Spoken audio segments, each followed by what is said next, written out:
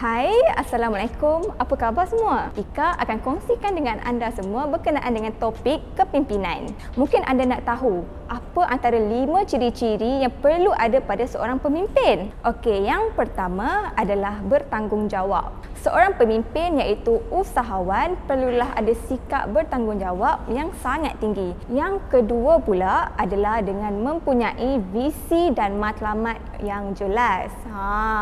Hampa dekat luar sana tu sebagai seorang pemimpin ada ke visi dan matlamat yang tersendiri?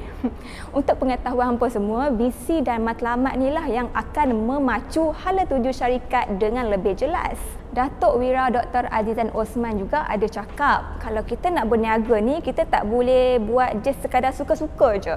Kita perlu jelas, fokus dan beri sepenuh perhatian untuk pastikan bisnes kita ni dapat dilakukan dan dijalankan secara long term. So tak adalah kita buat bisnes sekerat jalan.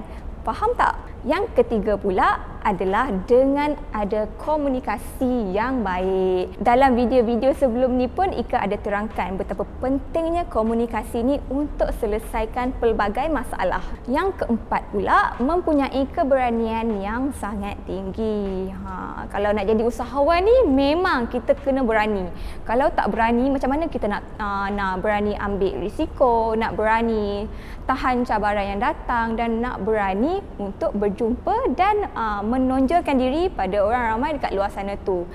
Sebagai seorang usahawan, kita juga kena berani sebab kita yang bawa brand kita sendiri. Dengan adanya sikap keberanian ni juga, kita akan lebih yakin untuk melakukan promosi yang gila-gila. Faham tak? Promosi yang gila-gila ni memang memerlukan keyakinan diri dan keberanian yang sangat tinggi.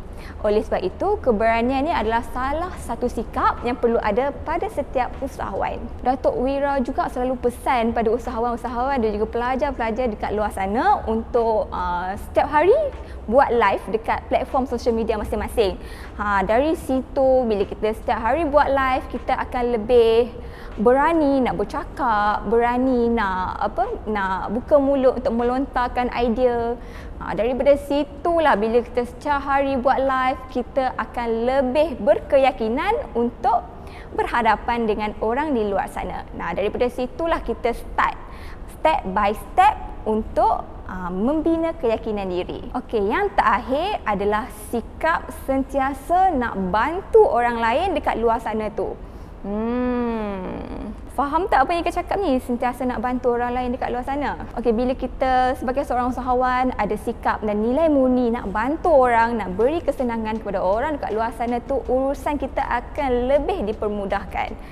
Contohnya, sebagai seorang usahawan, bila kita ada produk sendiri, kita akan lebih memberikan peluang pekerjaan untuk orang kat luar sana tu yang mungkin taraf kehidupan mereka sedikit bermasalah dari segi kewangan.